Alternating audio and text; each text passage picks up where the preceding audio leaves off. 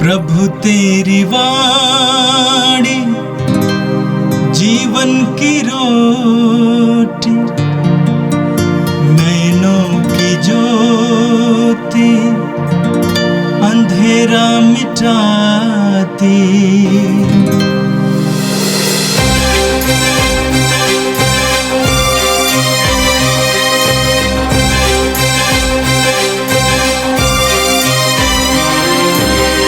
प्रभु तेरी वाणी जीवन की रोटी, नैनों की ज्योति अंधेरा मिटाती।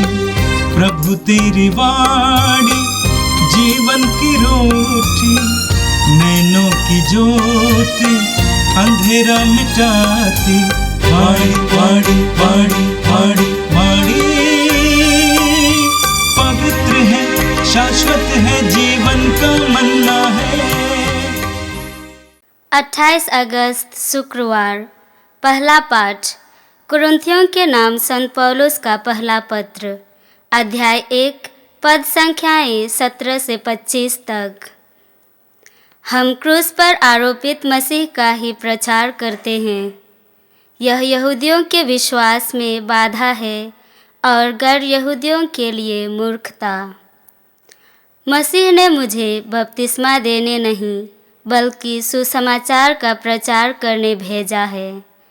मैंने इस कार्य में अलंकृत भाषा का उपयोग नहीं किया, जिससे मसीह के क्रूस के संदेश का प्रभाव फीका ना पड़ जाए। जो विनाश के मार्ग पर चलते हैं वे क्रूस की शिक्षा को मूर्खता समझते हैं, किंतु हम लोगों के लिए जो मुक्ति के मार्ग पर चलते हैं वह ईश्वर का सामर्थ्य है। क्योंकि लिखा है, मैं ज्ञानियों का ज्ञान नष्ट करूँगा और समझदारों की चतुराई व्यर्थ कर दूँगा। ज्ञानी, शास्त्री और इस संसार के दार्शनिक ये कहाँ हैं? क्या ईश्वर ने इस संसार के ज्ञान को मूर्खतापूर्ण नहीं प्रमाणित किया? ईश्वर की प्रज्ञा का विधान ऐसा था कि संसार अपने ज्ञान द्वारा ईश्वर को नहीं पहचान सका। इसलिए ईश्वर ने सुसमाचार की मूर्खता द्वारा विश्वासियों को बचाना चाहा। यहूदी चमत्कार मांगते और यूनानी ज्ञान चाहते हैं, किंतु हम क्रूस पर आरोपित मसीह का ही प्रचार करते हैं। यह यहूदियों के विश्वास में बाधा है और गैर यहूदियों के लिए मूर्खता, किंतु मसीह चुने हुए लोगों के लिए, चाहे वे यहूदी हों या यूनानी, ईश्वर का सामर्थ्य और ईश्वर की प्रज्ञा हैं। क्योंकि ईश्वर की मूर्खता मनुष्यों से अधिक विवेकपूर्ण है और ईश्वर की दुर्बलता मनुष्यों से अधिक शक्तिशाली। यह प्रभु की वाणी है। संत मत्ती के अनुसार पवित्र सुसमाचार अध्याय 25 वाक्य 1 से 13 तक। ईसा ने कहा, उस समय स्वर्ग का राज्य उन 10 कुंवारियों के सदृश होगा जो अपनी अपनी मशाल लेकर दूल्हे की अगवानी करने निकली। उनमें से 5 नासमझ थीं और 5 समझदार। नासमझ अपनी मशाल के साथ तेल नहीं लाईं, समझदार अपनी मशाल के साथ साथ कुप्पियों में तेल भी लाईं। दूल्हे के आने में देर हो जाने पर सब ऊँघने लगीं और सो गईं। आधी रात को आवाज आई, देखो दूल्हा आ रहा है, उसकी अगवानी करने जाओ। तब सब कुंवारियां उठीं और अपनी अपनी मशाल संवारने लगीं। नासमझ कुंवारियों ने समझदारों से कहा, अपने तेल में से थोड़ा हमें दे दो, क्योंकि हमारी मशालें बुझ रही हैं। समझदारों ने उत्तर दिया, क्या जाने कहीं हमारे और तुम्हारे लिए तेल पूरा ना हो। अच्छा हो तुम लोग दुकान जाकर अपने लिए खरीद लें। वे तेल खरीदने गई थी कि दूल्हा आद पहुंचा। जो तैयार थीं उन्होंने उसके साथ विवाह भवन में प्रवेश किया और द्वार बंद हो गया। बाद में शेष कुंवारियां भी आकर बोली, प्रभु प्रभु हमारे लिए द्वार खोल दीजिए। इस पर उसने उत्तर दिया, मैं तुमसे ये कहता हूं, मैं तुम्हें नहीं जानता। इसलिए जागते रहो, क्योंकि तुम न तो वह दिन जानते हो और न वह घड़ी। यह प्रभु का दिव्य सुसमाचार है। ख्रिस्त प्रभु की जय। मेरे प्रिय भाई और बहनों, आज का पहला पाठ कुरिन्थियों के नाम संत पौलुस के पहले पत्र के अध्याय 1 से लिया गया था। संत पौलुस अपने सुसमाचार के प्रचार के संदेश के बारे में कहते हैं। पौलुस कहते हैं कि हम क्रूसित यीशु का प्रचार करते हैं, यीशु के क्रूस का प्रचार करते हैं। प्रभु यीशु के ज़माने में क्रूस उन लोगों को दिया जाता था जो समाज के सबसे बड़े कुख्यात अपराधी होते थे। इसीलिए क्रूस को अभिशाप का चिन्ह माना जाता था। बाइबल में भी हमें पढ़ने को मिलता है कि क्रूस को अभिशाप का चिन्ह माना जाता था। अपराधियों को दिए जाने वाले उस अभिशाप का चिन्ह। लोग क्रूस की ओर देखना पसंद नहीं करते थे। आज हम लोग बड़ी भक्ति के साथ क्रूस को चूमते हैं, पहनते हैं, लेकिन उस जमाने में क्रूस मूर्खता का चिन्ह माना जाता था। और प्रभु यीशु क्रूसित होकर, प्रभु यीशु ने क्रूस के दंड को अपनाकर समाज के सामने अपने आप को अपराधी और श्रापित और मूर्ख दिखाया। लेकिन हम जानते हैं उस क्रूस के द्वारा हमारी मुक्ति हुई। उस क्रूस पर प्रभु यीशु ने हमारे सारे दंड को, पापों के बोझ को अपने ऊपर उठा लिया। उस क्रूस पर प्रभु यीशु ने हमारे पापों पर जीत पाई। उस क्रूस के द्वारा प्रभु यीशु ने शैतान को हराया। तो क्रूस हम विश्वासियों के लिए एक महान रहस्य है और हम विश्वासियों के लिए विश्वास का चिन्ह है। हम विश्वासियों के लिए मुक्ति का चिन्ह है, ईश्वर के प्रेम का चिन्ह है। लेकिन संत पौलुस के ज़माने में लोग क्रूस को मूर्खता का चिन्ह समझते थे। इसीलिए संत पौलुस कहते हैं, जो विनाश के मार्ग पर चलते हैं वे क्रूस की शिक्षा को मूर्खता समझते हैं, किंतु हम लोगों के लिए जो मुक्ति के मार्ग पर चलते हैं वह ईश्वर का सामर्थ्य है। दुनिया की दृष्टि में क्रूस सामर्थ्य नहीं है, बल्कि बलहीनता है। बलहीनता, अपराध, श्राप। लेकिन हमारे लिए क्रूस सामर्थ्य का चिन्ह बन जाता है, क्योंकि उस क्रूस के द्वारा यीशु ने हमारे पापों के लिए प्रायश्चित किया है। आगे पौलुस कहते हैं वह ईश्वर का सामर्थ्य है, क्योंकि लिखा है, मैं ज्ञानियों का ज्ञान नष्ट करूंगा और समझदारों की चतुराई व्यर्थ कर दूंगा। ईश्वर की प्रज्ञा का विधान ऐसा था कि संसार अपने ज्ञान द्वारा ईश्वर को नहीं पहचान सका। इसीलिए ईश्वर ने सुसमाचार की मूर्खता द्वारा विश्वासियों को बचाना चाहा। दुनिया के लोग दर्शन ढूंढते हैं, तर्क ढूंढते हैं, लेकिन ईश्वर ने तर्कहीन साधारण चिन्हों को ही हमारे लिए मुक्ति का साधन बनाया।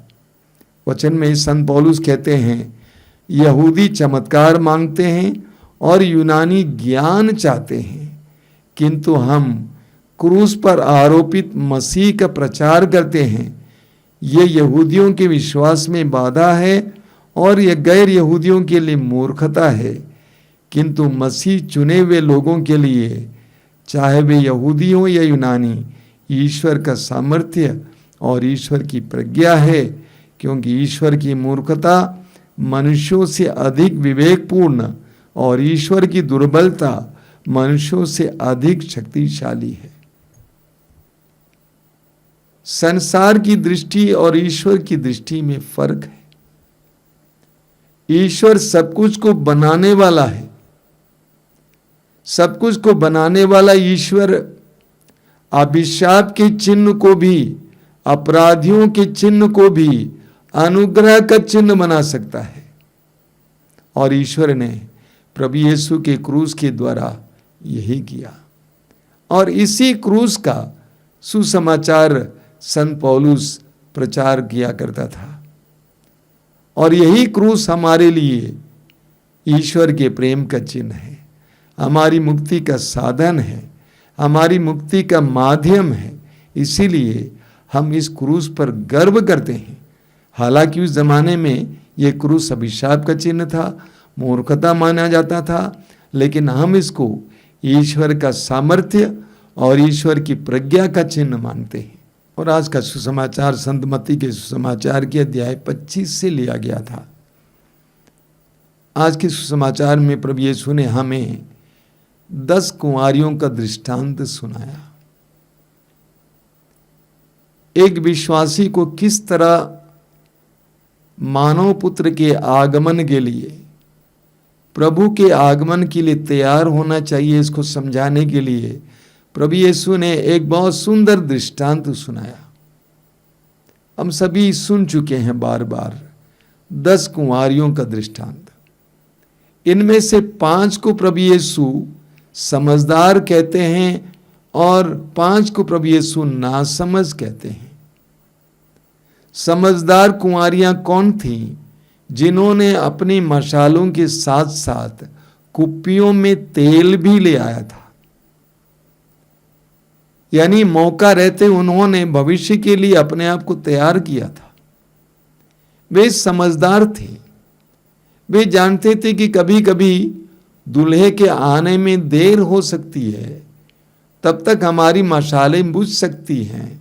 इसीलिए इन मशालों को जिंदा रखने के लिए हमें 7 कुप्पियों में तेल भी लेने की आवश्यकता है। वे समझदार निकले। लेकिन नासमझ कुंवारियां कौन थी? जिन्होंने समय रहते हुए भी भविष्य के लिए तैयारी नहीं की। शायद उन्होंने सोचा मशालें बुझ जाएंगी तो देखा जाए, कहीं ना कहीं से तेल की व्यवस्था हो जाएगी। वे आलसी थे। ये एक प्रकार का आलस्य है। कई लोगों में आलस्य का ये रूप देखने को मिलता है। जानते हुए भी कि देर हो सकती है, मशालें बुझ सकती हैं, साथ में तेल नहीं लाना, लापरवाही करना, भविष्य के बारे में कम सोचना, भविष्य के लिए अपने आप को तैयार ना रखना और कहना देखा जाए, ये एक प्रकार का आलस्य है। एक प्रकार का आलस्य है। कई लोगों की जिंदगी में सफलता इसलिए नहीं होती है क्योंकि वे इस प्रकार के आलसी होते हैं। समय रहते तैयारी नहीं करते हैं, सोचते हैं भविष्य में देखा जाएगा। अब 10 कुंवारियां एक ही उद्देश्य के लिए निकल पड़े थे, दूल्हे की अगवानी करने के लिए। लेकिन इन 10 में सिर्फ 5 का उद्देश्य पूरा हुआ। बाकी लोगों का उद्देश्य पूरा नहीं हुआ क्योंकि वे आलसी थे, तैयारी नहीं किए थे। कभी कभी हमारे जीवन में भी सफलता की कमी का एक कारण यह है, आवश्यक तैयारी नहीं करते हैं।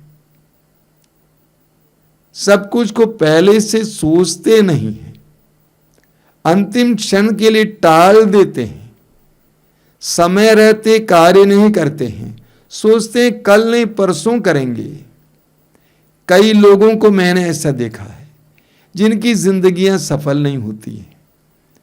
उनकी जिंदगियां सफल होती हैं जो भविष्य के बारे में सोचते हैं और उसके लिए अपने आप को पहले से ही तैयार करते हैं। इस आश्रम में रहते हुए मैंने बहुत कुछ सीखा है, उसमें से ये किया है। आश्रम में बहुत सारे कार्यक्रम होते हैं, उन सारे कार्यक्रमों के लिए मैं पहले से ही तैयारियां कर लेता हूं। किसको क्लास लेना है, किसको बुलाना है, कौन क्या करेगा, पहले से निर्धारित करता हूं।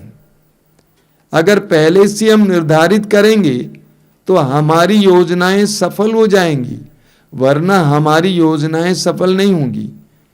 10 कुंवारियां एक ही उद्देश्य के लिए निकल पड़ी, लेकिन जो समझदार थी, जो तैयार थी, वे उद्देश्य प्राप्त कर पाई। अन्य लोग उद्देश्य प्राप्त नहीं कर पाए। अंत में प्रभु यीशु कहते हैं, इसलिए जागते रहो, क्योंकि तुम न तो वो दिन जानते हो और न वो घड़ी। हमें हर समय तैयार रहने की आवश्यकता है। एक विश्वासी हर समय प्रभु से मिलने, प्रभु की कृपा प्राप्त करने के लिए तैयार रहता है। आपने देखा होगा बारिश के मौसम में, इस समय जहां खेत हों, खेत में बगुले होते हैं और बगुले ऊंचे स्थान पर बैठे रहते हैं और एकटक देखते रहते हैं कि कब वहां से मछलियां या अन्य प्राणियां निकलेंगी। इसको बगुला ध्यानम कहते हैं। और ज्यों ही देखा, पकड़ लिया। कई लोग इस संसार में बहुत ज्यादा लचीले होते हैं, ऐसे होते हैं जो कहते हैं देखा जाएगा। उनकी जिंदगियां सफल नहीं होती हैं, वे प्रभु के लायक नहीं होते हैं। आज हम प्रभु से प्रार्थना करें कि प्रभु के सुंदर वचन से प्रेरित होकर हम भी अपने आप को हर समय तैयार रखें, प्रभु से मिलने, प्रभु की कृपाएं प्राप्त करने। आइए हम प्रार्थना करें। प्रभु यीशु, धन्यवाद देते हैं आज के दोनों पाठों के लिए, विशेष करके इस दृष्टांत के लिए धन्यवाद देते हैं, जिसके द्वारा तू हमें समझाता है कि हमें हर समय तैयार रहना है, हमें भविष्य के बारे में सोचना है, हमें योजनाएं तेरी ज्योति में बनाने की आवश्यकता है। हे प्रभु यीशु, इन वचनों को सुनने वाले मेरे भाई बहनों को आशीर्वाद दीजिए। आज का संपूर्ण दिन उनके लिए आशीष का दिन बने। आमीन। प्रभु तेरी वाणी जीवन की रोटी, नैनों की ज्योति अंधेरा मिटाती। वाणी वाणी वाणी वाणी वाणी पवित्र है, शाश्वत है, जीवन का मन्ना है।